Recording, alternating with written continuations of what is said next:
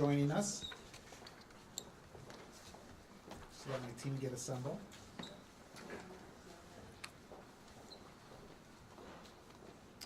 Right off the bat, I just want to express my thanks and appreciation for our talented bargaining team for their hard work and dedication throughout this process. Last week was extremely busy.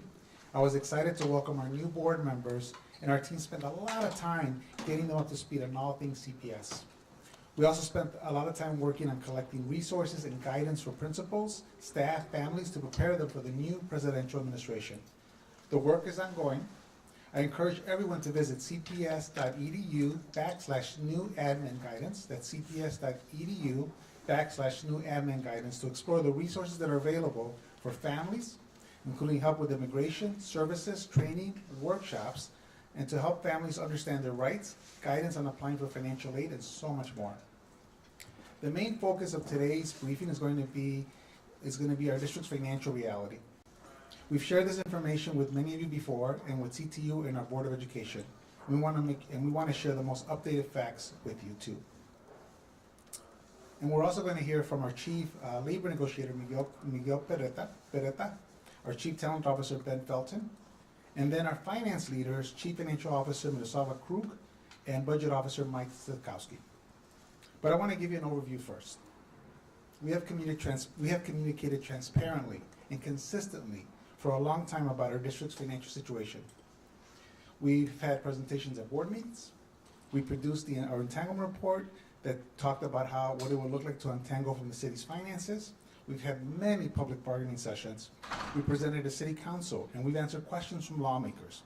And we've had a public budget process every year. And we've been very consistent with our message. The district faces significant revenue challenges with the expiration of pandemic funding, and we can't afford to overextend ourselves in these labor negotiations. The Civic Federation report this morning confirms what I've been saying all along. That is why these negotiations have been so difficult. Because without additional revenue, we're going to have trouble protecting the gains we've already made before, and we want to make sure that that is our priority. So there's a few things I would like to that I want you to walk away from this briefing.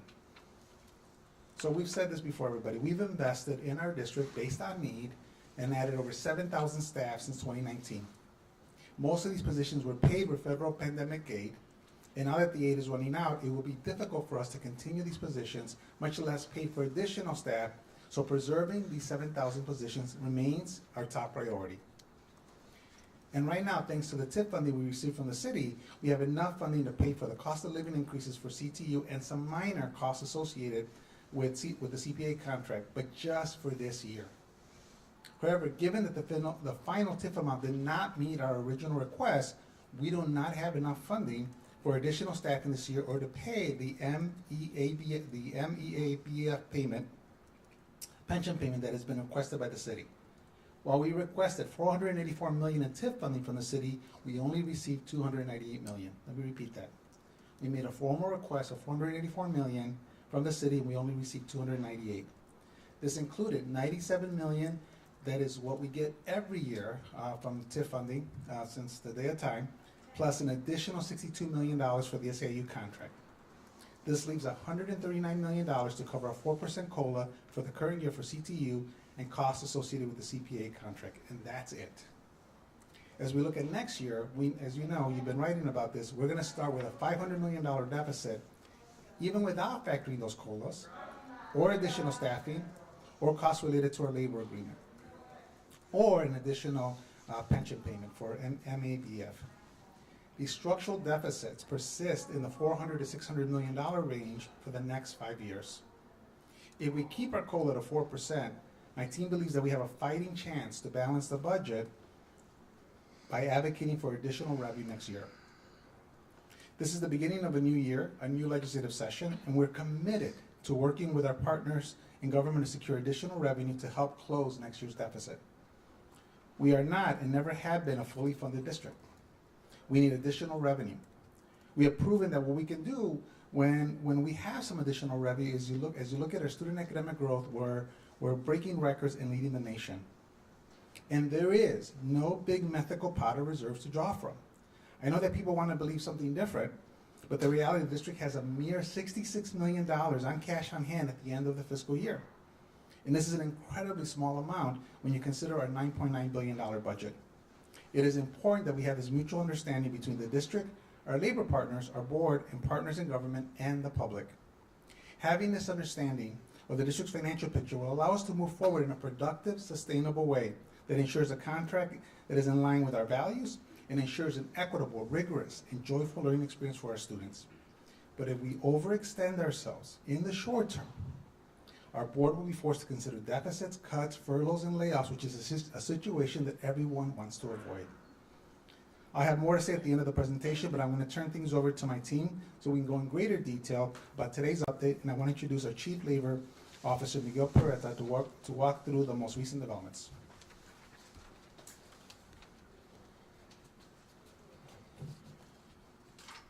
Hi everyone, my name is Miguel Peretta. Like CEO Martinez mentioned, I am the Chief Labor Relations Officer for the district. So I'm going to share just a quick updates before I turn it over to our Chief Talent Officer, Ben Felton. We continue to negotiate with CTU 5 days a week, demonstrating once again our dedication to reaching a fair and reasonable tentative agreement with the CTU.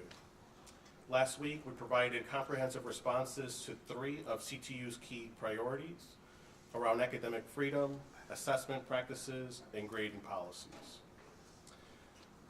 We also initiated a committee to work on CTU's proposal to increase the elementary teacher planning time, showing once again our willingness to engage on this critical issue. Last Friday, we also received an updated document that CTU has labeled a roadmap to potential settlement, with which they identified about 70+ priorities. This might sound familiar because in December, they shared a similar document identifying 86 other priorities. In those priorities, CTU has updated their COLA proposals to 5% in years 1 and 2, and 4 to 5% in years 3 and 4, depending on CPI. They also reduced their request for additional planning time from 30 minutes to 20 minutes per day.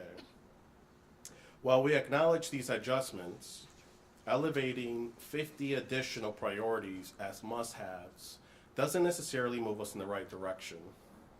We spent all of December laser-focused on tackling the initial 86 priorities that CTU has identified as must-haves.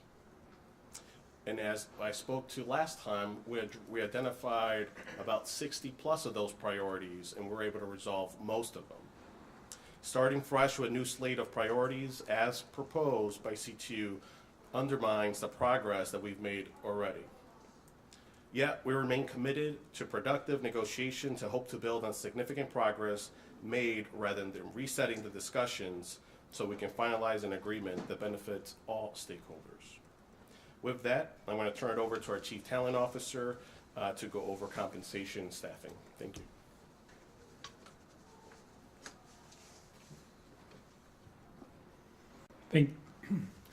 Thank you, Chief Peretta. So we know that raises and additional staffing requests have been 2 of the largest sticking points in these negotiations, so I wanted to talk briefly about both of those. First, let's just briefly talk compensation. So the eventual agreement with CTU will include significant boost in compensation for our educators, and we're really proud of that. They deserve salary increases. They deserve the most generous salary increases that the district can plausibly afford, which is what is on the table right now. CPS began negotiations this summer by offering the most generous cost of living adjustment since the mid-2000s, a minimum of 4% raise every year for 4 years, a total minimum salary increase of 16% for our educators. That's more than CTU got in the 2019 contract when the district's financial situation was considerably stronger. When factoring in regular step increases based on seniority, this increase for the individual educator will double to over 32% over 4 years for the majority of our educators. So let's look at what this means in real dollar agreement. The third-year teacher today, who's got a master's degree, that teacher's making $73,000 today. They'd be making $96,000 by the end of this agreement. For the 11th year teacher with a master's degree who's making $94,000 today, that they would be making $125,000 by the end of this agreement. For the salary for the 22nd year teacher with a master's degree who's making $116,000 today, that person would be making $140,000 by the end of the agreement. The offer would align with or exceed other contracts from around the city, labor contracts from around the city, including the contract that this team negotiated with the SEIU Local 73, who supports our support staff, school-based support staff. And remember, this isn't just about COLAs. CTU also has proposed additional step increases on their salary scale. So not only would there be cost of living adjustments, but there would also be, CTU is also proposing that there would be additional steps on our salary scale, which would make educator compensation salaries even more expensive, and those proposals would cost tens of millions of dollars over the course of the contract.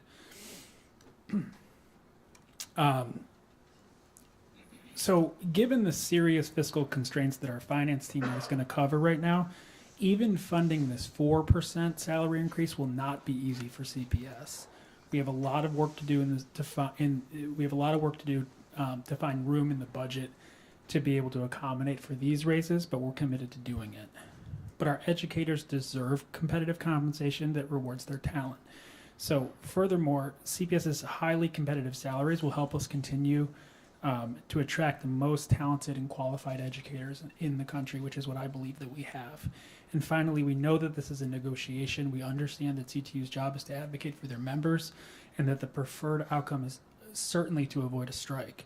But for those reasons, we'll continue to prioritize these landmark salary increases and proposals as a worthwhile investment. Secondly, I want to talk a little bit about staffing. As CEO Martinez mentioned, we've added more than 7,000 staff to schools over the past 5 years. These additional staff have really driven our academic gains coming out of the pandemic, including more than 2,100 teachers, more than 3,500 special education support staff, hundreds of additional counselors, social workers, nurses, restorative justice coordinators, case managers, and more. I know we talk about these gains a lot in the abstract, but recently we've taken steps to show these gains on a school-by-school level. So for starters, please go to cps.edu/school staffing to see the allocation, to check out your neighborhood school and see how many more staff are in that building than were there 5 years ago. I can almost guarantee you that it's going to be a significant increase. And you can explore our new updated school profile pages on our website to show how these additional staff and investments are improving students' learning and their daily experience. So as we've mentioned, and this is critical, our top priority has been finding room in the budget for these existing staff positions. We do not want to be adding positions on one hand and having to lay off teachers on the other. It's the last thing that we want. We are committed to protecting our current staff and the staff that we've worked so hard to bring to the district over the past 5 years. And while we're continuing to work with our partners at the negotiating table, every new staff member that we add today does increase the likelihood that our board will have to consider cuts, furloughs, and even layoffs in the future. That's what we're working to avoid. And with that, I want to turn things over to the leaders of our finance team, Chief Financial Officer Miroslava Mejia-Krug, and Chief Budget Officer Mike Sikowski. Thank you. Good afternoon, Miroslava Mejia-Krug, Chief Financial Officer.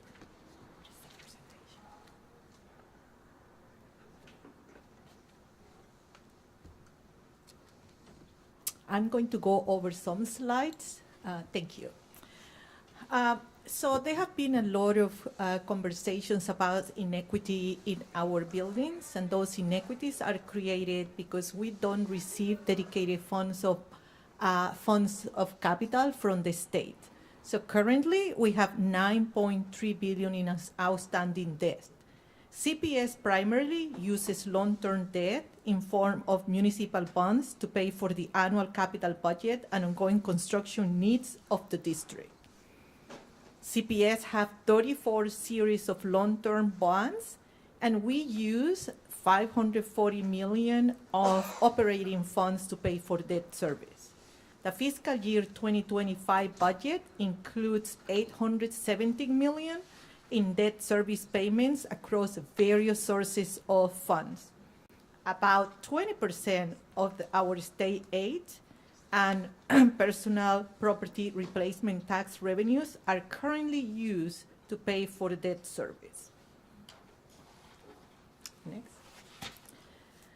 So because we have so little reserve, we have to rely on tax anticipation notes or short-term debt to make payroll throughout most of the year. If you see this slide in 2023, 2024, and pretty much what is going on for 2025, 18 of the 26 payrolls that we issue here at CPS, we have to go to the banks to get the money to pay our employees and our vendors. Again, this is to demonstrate that we are at the end of our rope when it comes to revenues to fund new expenses. So typically, we want to have 30 days of cash on hand, which is about $600 million. In that $600 million, we require that we have it on hand at all times in a reserve. We only have $66 million of cash, which is where the arrow is showing, or 3 days of cash. Just think about 3 days of cash, $66 million, and our operating budget is over $8 billion. So we keep hearing that the district have a fund balance of $1.1 billion, which is true. We have a paper fund balance of $1.1 million. And it is effectively unavailable to draw on because it is already being used by the district during the year to cover short-term borrowing used to bridge gap between when our property taxes, our PPRT, our TIS funds, and all the revenues that we receive come in. It is inaccurate to assert that the district have $1 billion fund balance available for us. Just think about it. If we, CPS, have $1 billion sitting on the bank, why are we required to issue $1 billion in tons to pay our employees? It also does not represent the amount of cash actually available at the end of the fiscal year because of a decision made on 2025 to shift the time period to report revenues from 30 to 60 days after the fiscal year end. As I said, as of June 30, the district has only 3 days of cash of $66 million. So that change on accounting period created a paper, what we call it, a paper fund balance at the end of the year. It makes our fund balance look better at the end of the year. If you wouldn't have done that, our fund balance would equal $66 million. CPS operating reserve alone are not sufficient to provide enough cash for an $8 billion. And because of this, the district relies on a short-term borrowing to fund cash flow needs throughout through short-term tax anticipation notes. If CPS have a fully funded fund balance, again, of $1 billion, the district will not have to issue short-term debt to pay employees and our vendors. I am going to turn it over to Mike Sitowski, our Chief Budget Officer.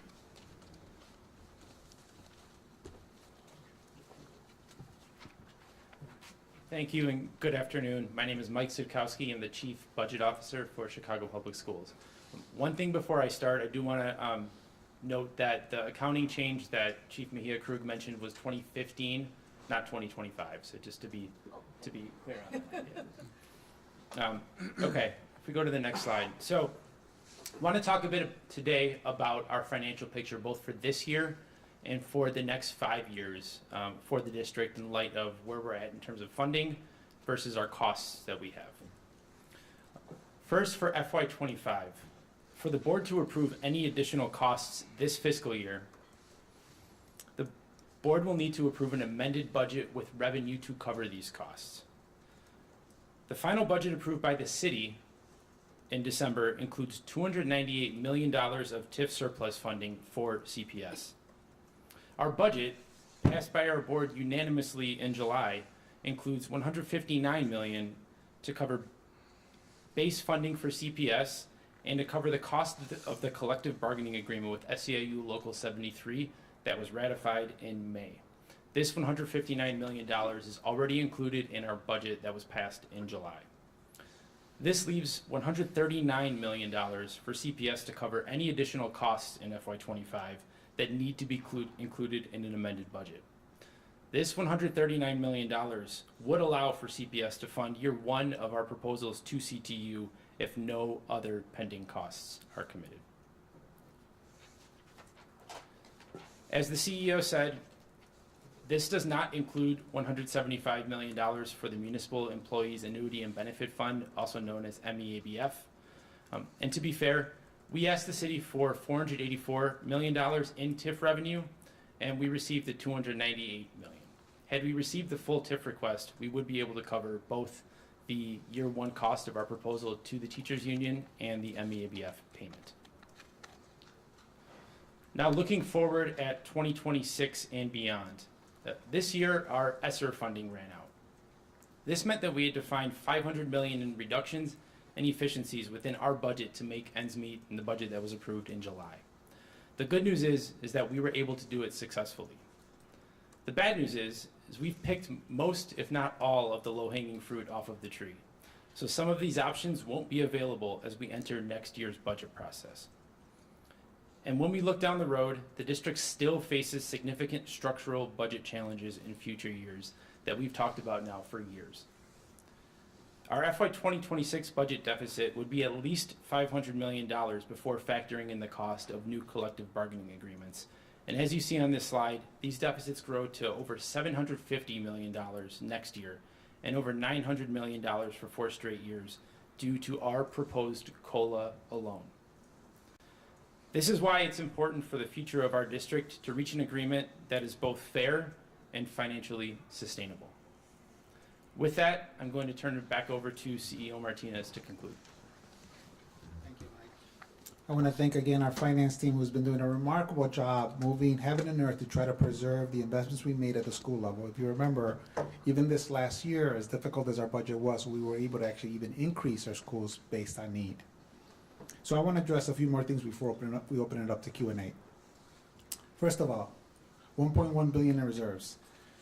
That notion is flat out not true. It is based on a snapshot in time, not fully accounting for revenues and expenses in the fiscal year. And I can let my team go into more detail in Q&A, but the reality is we have $66 million of cash on hand, and that's 3 days of operating revenue, as you heard our CFO. If we had 1.1 billion in reserves sitting in the bank, we would not be taking out a loan of over $1 billion in tax anticipation loans to make payroll while we're waiting for property taxes to come in. We would not be fretting about how we're going to balance next year's budget. We have $1 billion in the bank.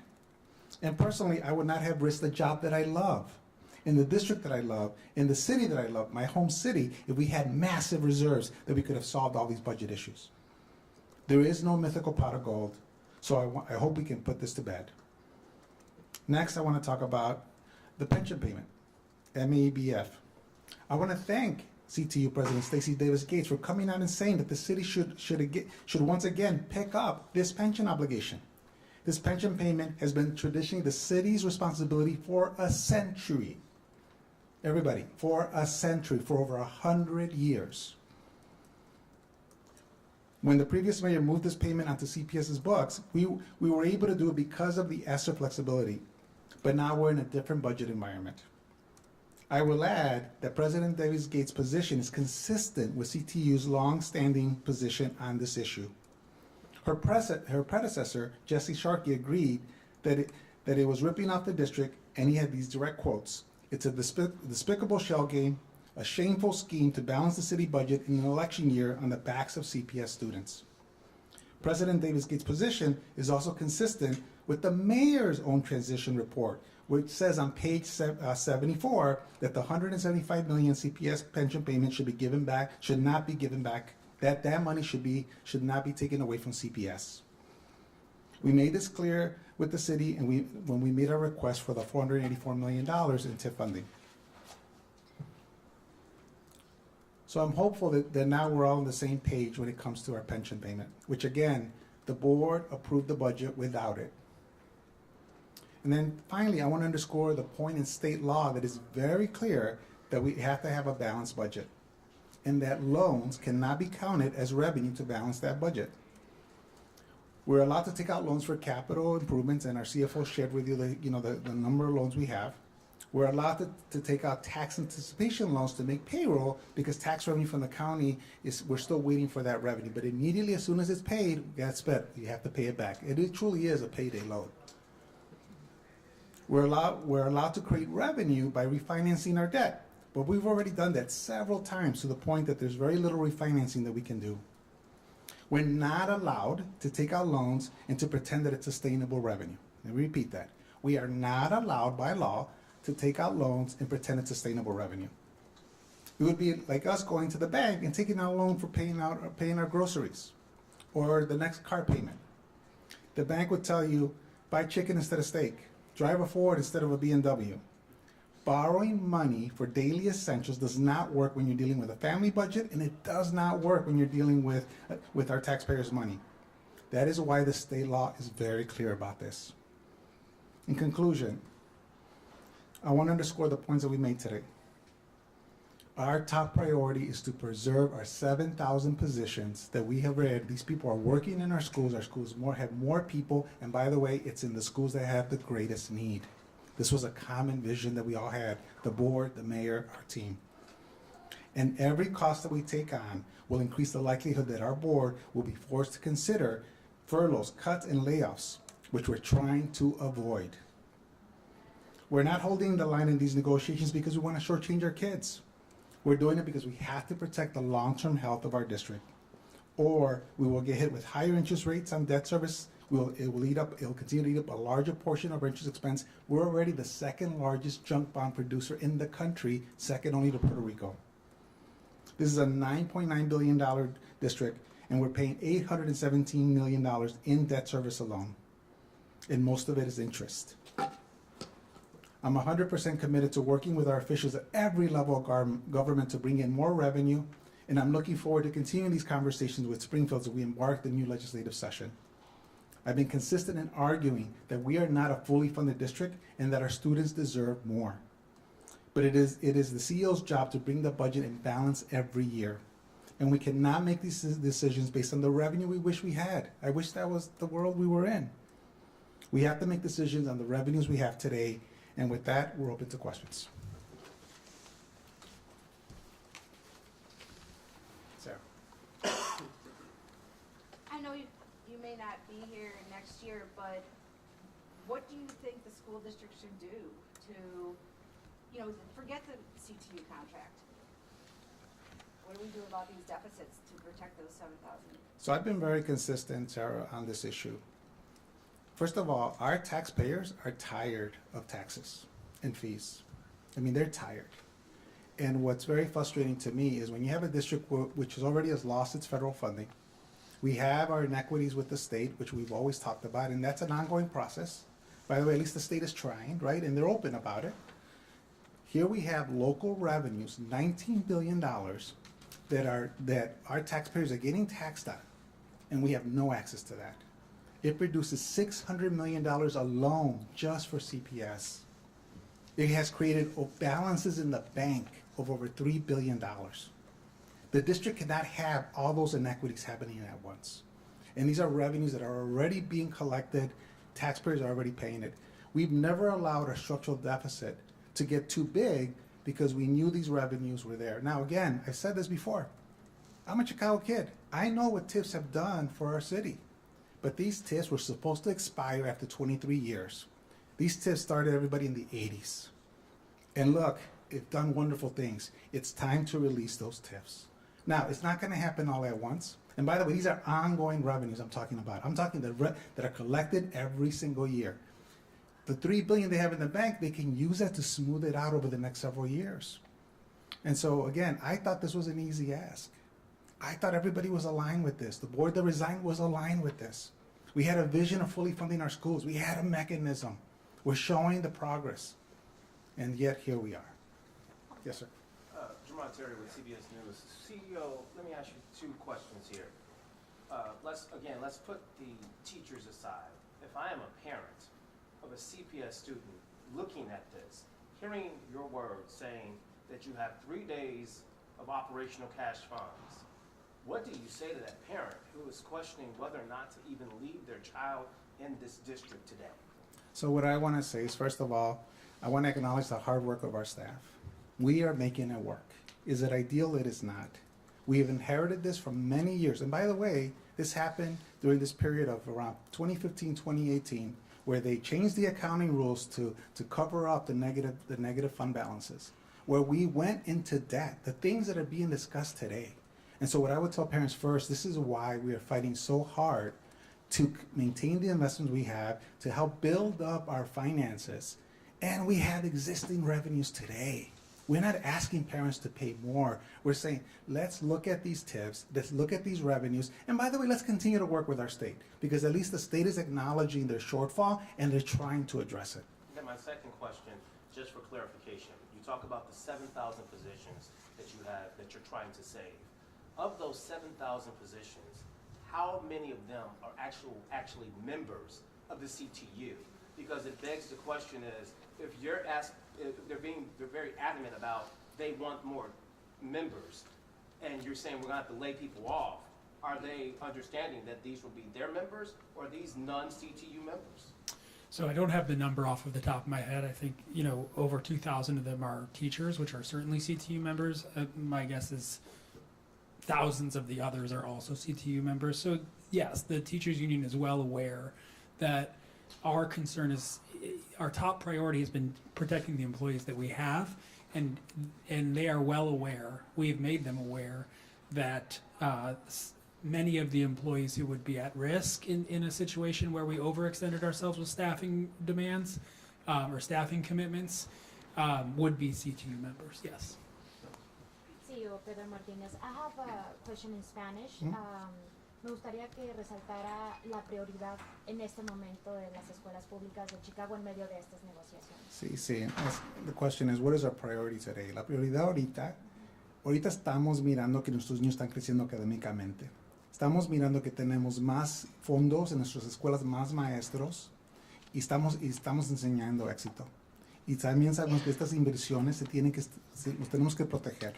Al mismo tiempo, estamos dando a nuestros maestros un aumento que los va a quedar, que sean los más altos en el país de pago. Y eso es algo muy, muy importante porque queremos valorar, we want to value nuestros maestros. So I just said everyone that our priority is, and will continue to be, to protect the investments we have because we're showing that they're working. And that includes continuing to compensate our teachers, and we want to keep them at the top of the pay scale because, again, that is part of our strategy. So if you can answer this in Spanish and in English as Yeah. well, you said something related with rates, or what will be the role of the CPS in this new administration? So say that again, I'm sorry. So what will be the role of CPS or schools in case of any rates around, schools here in Chicago? Let me say rates, I'm sorry. Rates? Oh, rates, I'm sorry, disculpe. Ok, sí. No, mandamos información para proteger a nuestros niños. Y nosotros sabemos que tenemos muchas organizaciones aquí en Chicago que vamos a trabajar juntos con ellos para que nuestros padres sepan sus derechos. Siempre vamos a proteger los niños que están en nuestras escuelas. Nunca vamos a dejar algo que les pase a nuestros niños. Y siempre vamos a trabajar con las organizaciones y nuestros padres porque queremos que sepan sus derechos. I said, in terms of rates, we're always going to protect our children in our schools. Mandamos mucha información que no nomás enseña lo que tenemos nosotros en nuestros policies, pero también las organizaciones que estamos trabajando para entrenar los padres y estamos entrenando también a nuestros empleados. So I said, we have partnered with many organizations who not only are helping to retrain our staff, but also train our parents around their rights, and we will continue to be committed to that. Gracias, señor. Other questions? Well, again, everybody. Oh, yes. Yeah. Thank you, CEO Pedro Martinez, for taking questions. So the Civic Federation report this morning confirms what you've been saying all along. You said at the beginning of this conference. That report made recommendation for cuts, right, which the union opposed in their conference just a few minutes before this. So what other operational cuts are you considering to solve this if the state can't come in with that financial assistance? Well, as always, when we balance this year's budget, we went and looked at where we could find efficiencies, and that's always gonna be our commitment. Look, I will never say that we can't find efficiencies. A district this large, we always can. The challenge that we have is we're trying to hold multiple realities together. We're not closing schools. That is something that is against my value system, but I also know we have very under-enrolled schools. That's pointed out very clearly in the Federation report. We're trying to invest in those schools to see if we can grow enrollment. And we're seeing some early signs, for example, what's happening at Collins High School, where our freshmen now are making up half of the enrollment, and that's with investments we're making for a STEAM Academy. But it's very, very early on. At the same time, we're still struggling to make sure that we can keep up with, you know, other needs and demands, including our special needs students. So we will always look for efficiencies, but we've always said this very clearly. Where there is no misalignment is the fact that our district is not fully resourced, that our children still have significant needs that we're not meeting. We've always said that.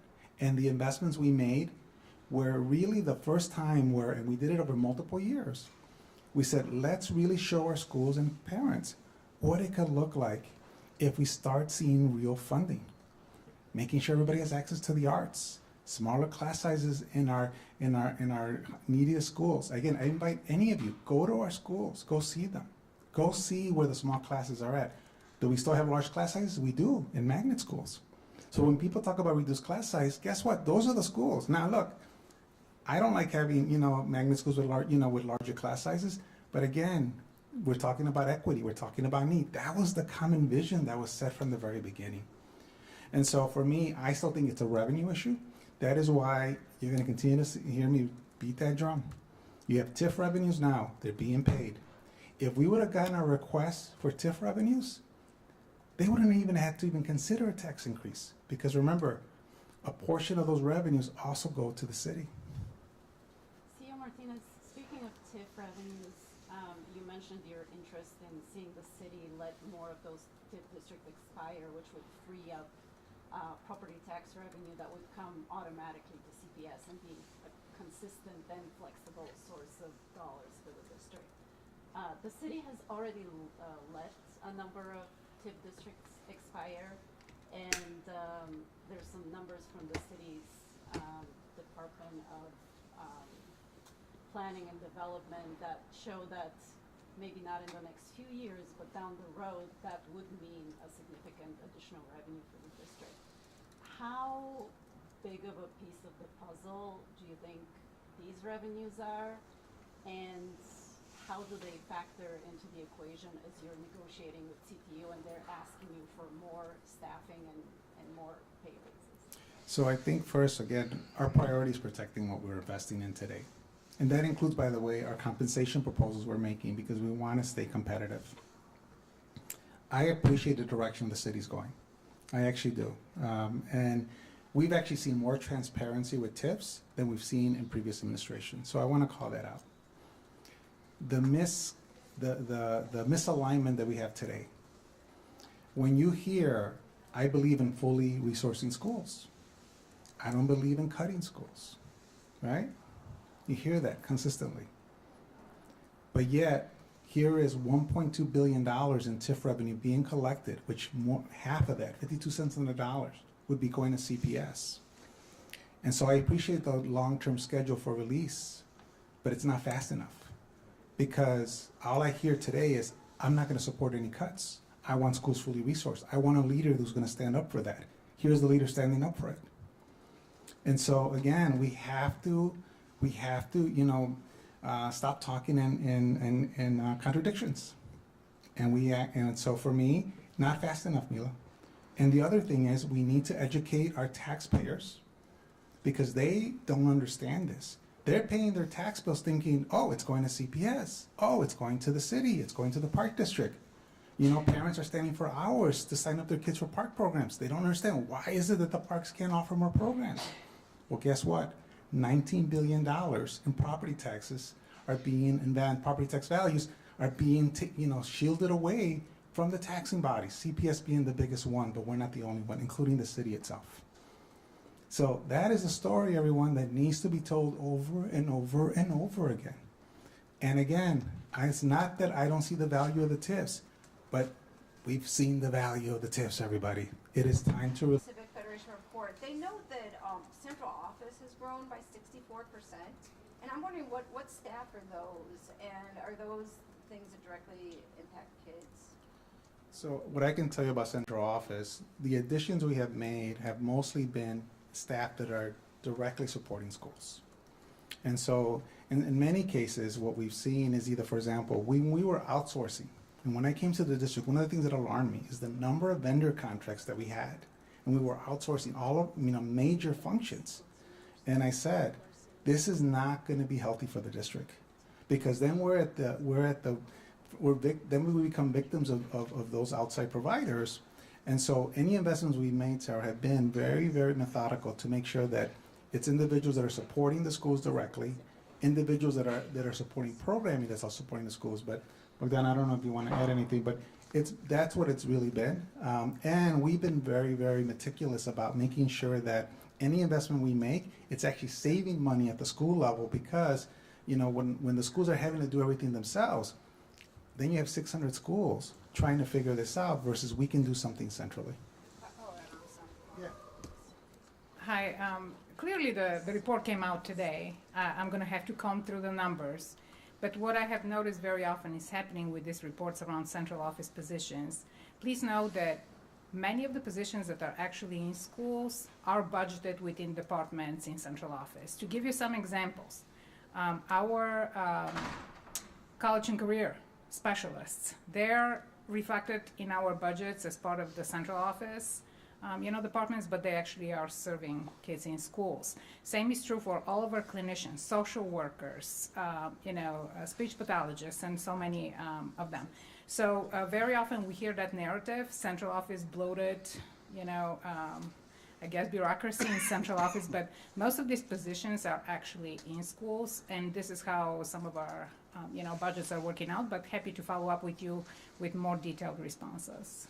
Last question. Well, the final question I have is, so would you say that you just disagree with the Civic Federation report? I mean, In what you ways? disagree that there should not, you do not think that there should, because it comes out pretty strongly that they say that there needs to be efficiencies and a pretty, stark warning if there's not. So I think, Sarah, it's not that we disagree. I want to make sure, though, that we understand, first of all, that we have a revenue shortfall and our children have a lot of needs, and this district has always been underfunded. We're a little bit better because of ESSER, but now those funds are gone. So I want to recognize that. They confirmed the fact that we don't have any reserves to be able to use, so they were very clear about that. I think the challenge we know this is a philosophical, if you want to say maybe slight difference, which is I really believe in investing. When I look at Austin and I see under-enrolled schools, especially at the high school level, and I always have to remind everybody, if every child that lives in Austin went to their high school in Austin, we'd be overcrowded.